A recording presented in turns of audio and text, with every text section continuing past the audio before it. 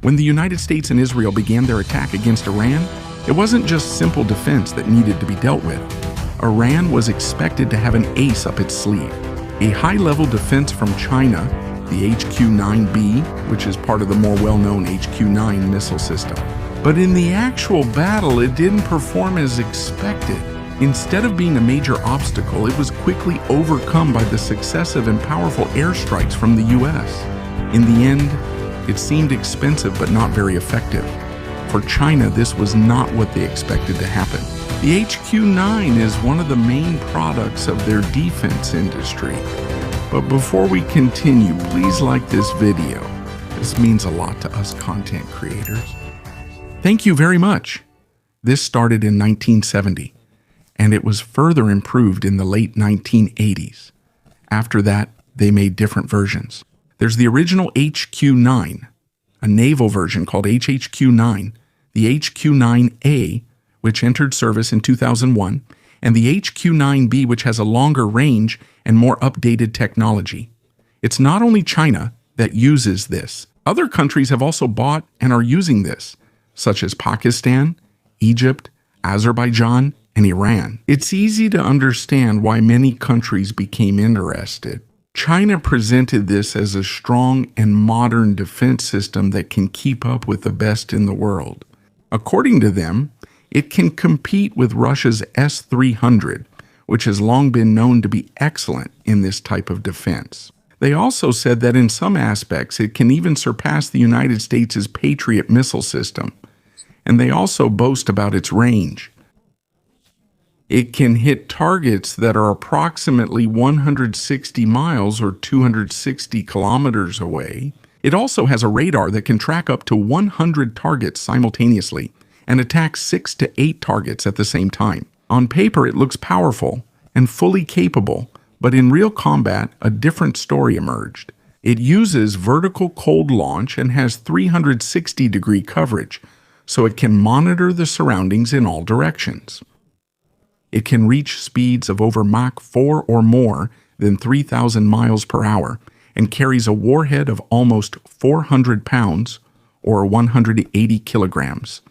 In theory, this kind of defense should provide a significant advantage to any country. It makes it easier to protect its own airspace in important locations, and it can deal with threats from fighter jets, cruise missiles, and even ballistic missiles.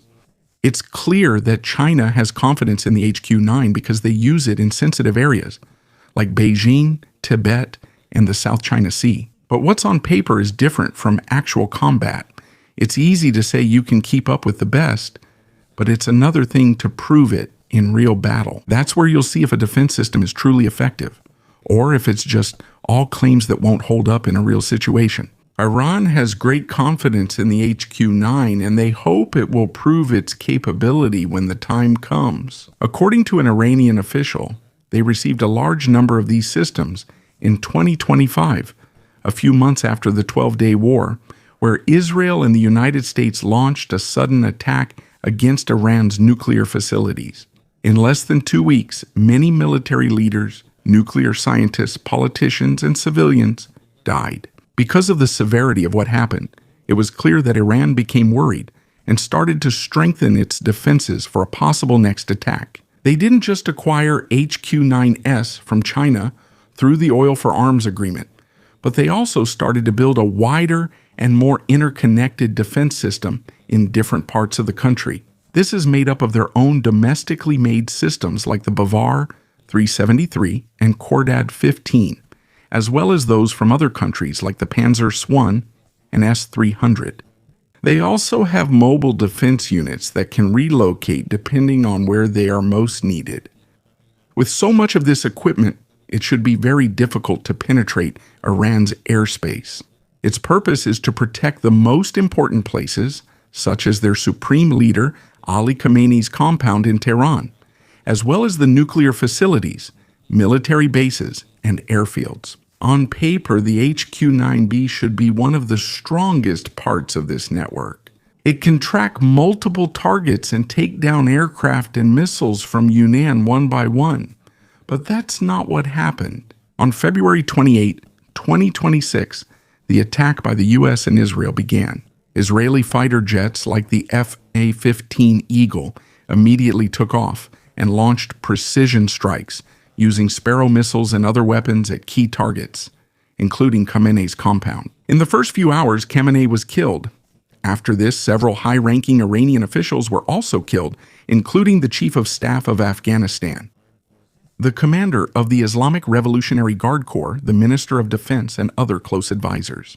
At the same time, U.S. fighters and bombers also entered Iranian airspace and carried out successive attacks on hundreds of targets within just a few hours. More than 20 out of Iran's 31 provinces were hit by bombs and missiles, with bases, facilities, radars, and even air defenses destroyed or left as nothing but burning and twisted metal.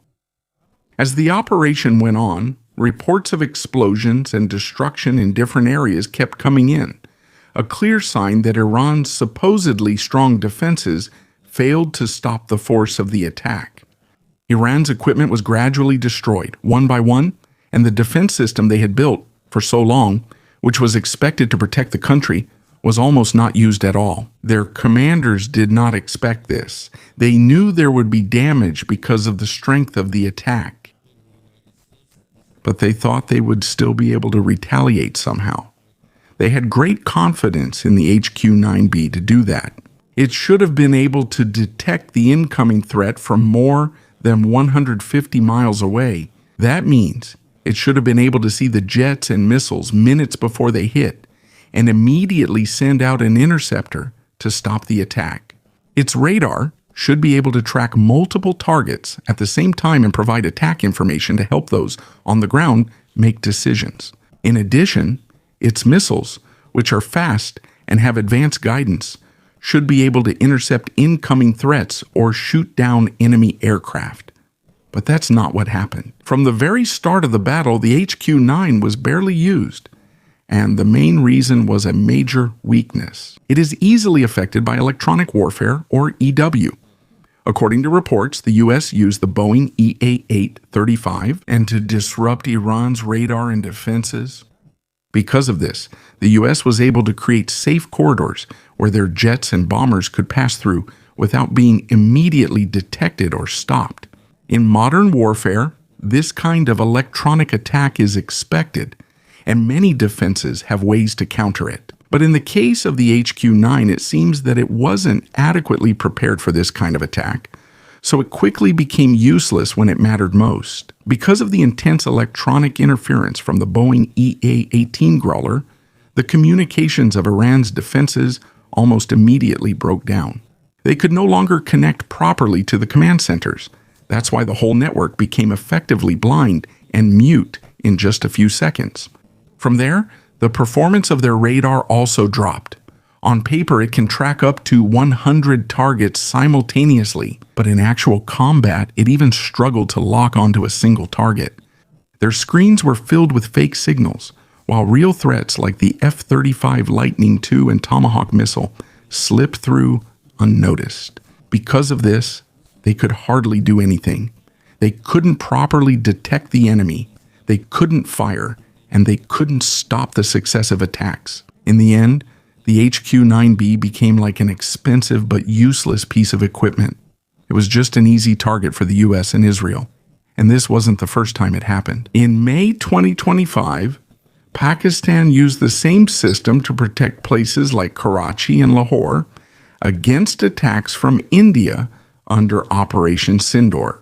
Pakistan hoped that the HQ-9 could handle the missile attacks. But just like what happened in Iran, it still wasn't enough. India was still able to carry out successful strikes on various targets, even though Pakistan had layered defense. India also used electronic warfare technology from Israel to disrupt Pakistan's radar and communications. As a result, some of their air defenses also became useless, including the HQ-9. This means that the weakness of this system was not shown in just one battle. In two different situations, the problem was the same. When subjected to intense warfare, it quickly becomes useless. This was followed by a combination of attacks using kamikaze drones and India's BrahMos missile, which caused significant damage to various targets. If China's claims about the HQ-9B were true, this wouldn't have happened. It should be able to detect incoming threats from a distance and quickly launch interceptor missiles to stop them. But what happened was their screens were filled with static. The radar became useless, and they couldn't even launch missiles because they didn't have a clear target. After this, there were still some who tried to defend the system. They say it might have just been human error, or the operators lacked training, or maybe the conditions were different compared to where it was made. But now it's clear that this isn't just a one-time problem. Two different places, two different opponents, but the result was the same. This is no longer a simple accident. It's clear that no matter how much it's promoted as advanced, it hasn't delivered what was expected in reality. One of the reasons for this is experience. The most effective defenses in the world are those that have been tested repeatedly in real battles. For example, the Iron Dome has been used several times and has proven that it can protect cities like Jerusalem and Tel Aviv. The same goes for the United States Patriot missile system, which has been used in many battles since the Gulf War and up to Ukraine's fight against Russia. Because of the frequent actual use, more data is also gathered from these systems. And that data is used to further improve performance, fix weaknesses, and be more prepared for the next battle. This is where the difference lies. Good specs on paper are not enough if they are not proven in real battles. For many countries, especially those with smaller budgets compared to the United States, United Kingdom, France, and Germany, buying weapons really makes sense. Chinese-made products are cheaper compared to those from the US, Europe, or Russia. And China is also good at presenting their products. The claims are good and the specs are impressive. But as more and more problems with the HQ-9B come out, first in Pakistan and then in Iran, it's possible that some countries are starting to have doubts. Those who chose the cheaper Chinese equipment over the more proven Western systems are now starting to wonder if they made the right decision. They're gradually realizing that good specs aren't enough if the performance falls short in real combat. Because of this, there's a possibility that some countries will start to avoid buying more weapons from China in the coming years. Instead, they might turn to other suppliers like Russia or countries in the European Union to strengthen their defense. This is bad news for China. In recent years, China has made great efforts to strengthen its own military and produce its own weapons, so it won't have to rely on others. They also often showcase their new missiles and military tech in large parades and events to display their strength and send a warning to rivals like the United States. But the effect is lost if, in real combat, these systems don't actually work. Failures, like what happened with the HQ-9, don't help China's reputation as a leader in defense technology. Instead, it gets even more damaged. Instead of being seen as strong and intimidating, their weaknesses are now more noticeable. This includes possible problems with the quality of parts, assembly, and designs that look good on paper, but fall short in real combat. And in the military world, only one thing matters. Does it work when it's needed? In modern warfare today, the strength or speed of a weapon is not enough. Advanced technology is needed with all parts properly connected, and software that is as good as the hardware itself. It's not enough for a weapon to just hit hard. It also needs to withstand the intense electronic warfare being used today. This is where China encounters problems.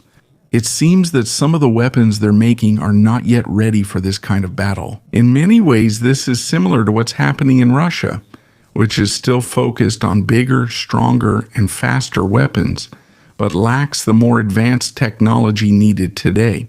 Because honestly, it doesn't matter how fast the missile is if it can't evade the enemy's defenses. It also doesn't matter how far the defense system can reach or how many targets it can monitor if it can be easily disrupted. This is the reason why what happened to the HQ-9B is important. It's not just because the missiles from the United States and Israel got through and hit targets in Iran. This has a bigger impact on the future of China as a weapons manufacturer. This affected China's credibility as an arms exporter. In the coming years, many countries will look back at this incident and think twice before buying Chinese weapons. It's possible that claims and marketing about their new missiles and defenses will no longer be easily believed. Even within China, even if it's not said directly, it's possible that their military leaders are also noticing the gap between the claims and the actual performance. And in modern warfare, one thing is clear: looking good on paper is not enough. It needs to work in real combat, especially if the enemy is using the most advanced technology in the world. All of this has a direct effect on the future of the People's Liberation Army. If China ever decides to launch a major military operation, such as a possible takeover of Taiwan, it will be more dangerous and riskier than before. China used to have an image of being a rapidly rising power that could keep up with the strongest militaries in the world. But now, because of what happened, that image has been shattered. And once trust in a military's capability is broken, it's hard to regain it. This gets even worse because what's happening in Iran also shows just how strong and advanced the military of the United States is. It's not just about the number of weapons, but also the use of modern technology, especially in coordination, intelligence, and electronic warfare. One of the most important aspects of this is the use of space-based technology. The United States Space Force uses advanced satellite systems to monitor enemy movements, provide real-time information, and help aircraft and missiles hit more precisely. This means that modern war is no longer just about strength or numbers. It's now a battle of information, speed of decision-making, and how advanced the technology being used is. And this is where China is having an even harder time. In the end, one thing is clear. The fight now is no longer about who has the biggest weapons, but about who has the smartest system that can operate even in the most complicated situations. In the coming years, the way countries prepare for this kind of battle may still change. It's no longer enough to just buy more weapons or show off bigger missiles. What's more important now is how everyone works together. Detection, communication, software, and even the people who use them. In modern warfare, the speed of information is extremely important. If you can find out where the enemy is faster, you can make decisions more quickly. And when decisions are made faster, you have a greater chance of acting first every time. Because of this, countries are investing more in systems that provide immediate information. Data that arrives late is no longer enough. It needs to be seen and understood immediately and used within just a few seconds. Along with this, training for users is becoming more important. No matter how good the system is, if it isn't used properly, it's useless. Clear communication is needed, quick understanding, and the right decision at the right time. In this kind of setup, it's not just about technology, but also about how well people can use it. When a good system and skilled users are combined, the advantage is greater. As technology changes, the way we plan also changes. Plans become more flexible because you can't just rely on a single direction anymore. You need to be ready for different possible scenarios. This is where the ability to adjust becomes important. The side that can quickly change its plans has a big advantage over the side that relies on just one plan. In the upcoming battles, the use of interconnected systems will be more evident. This is where those in the air, land, sea, and space work together as one. Data from satellites is used by airports, and data from airports is used by those on the ground. Because of this, movements are faster and decisions are clearer. As coordination improves, it becomes harder for the enemy to keep up if they can't do the same thing. This is also where cyber and electronic warfare become important. It's not enough to have your own system in order. You also need to disrupt the enemy system. In this kind of battle, sometimes you don't even need to bring it down with an aircraft or destroy it with a missile. It's enough if it doesn't work properly. This is one of the biggest changes in modern warfare.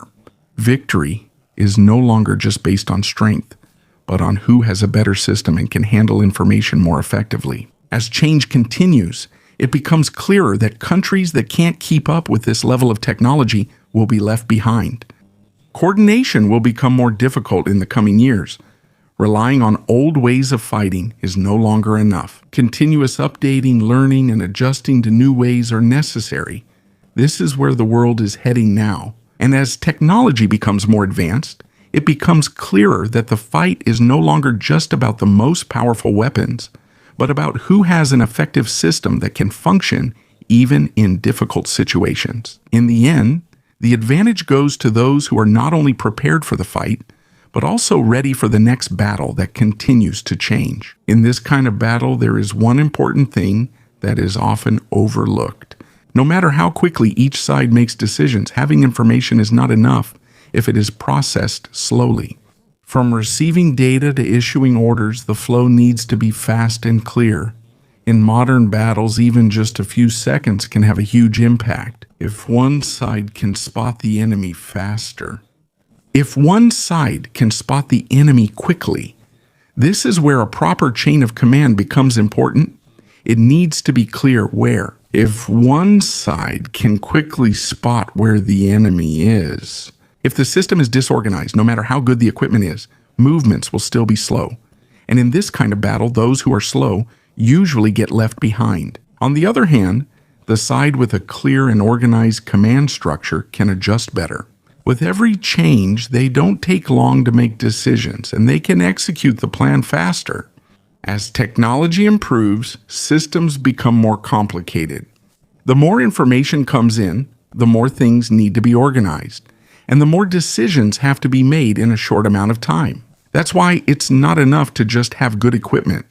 You also need a system that can handle a lot of information without slowing down. In this kind of setup, clear communication is important. Each unit needs to receive accurate information, and there should be no delay in transferring data. When there's a delay or wrong information, the whole operation can go wrong.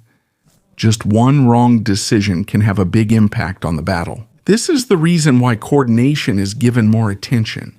It's not enough for each part to be strong if they don't work together properly. The true strength of a military today can be seen in how its forces work together, from the command center to those on the front lines. When the connection is good, actions are faster, decisions are clearer, and every move is more coordinated. But if one part isn't working properly, the whole system is affected. In this situation, it's clear that the battle isn't just about strength or the number of weapons, but about how smooth the flow of information and decisions. And as warfare continues to evolve, the speed of decision-making and clarity of coordination become the key information. It's the most important basis for who has the advantage and who will be left behind. In this kind of system, it's not just speed that matters, but also consistency. No matter how fast a system is, if it's not reliable, it loses its value in the middle of the battle. Every time you use it, the result should be the same. It should work even under pressure, even when the situation is chaotic, and even when attacks come one after another. When there's a part with inconsistent performance, it becomes a liability. And when users lose trust, actions slow down and every decision becomes more cautious. On the other hand, a system that is consistent and reliable gives confidence to every unit. They act faster because they know their equipment will work when needed. In this kind of battle, this confidence becomes an added strength because they're carrying not just weapons, but confidence in the system they're using. At this point, the most important question is no longer who is stronger, but who can remain effective in the midst of chaos.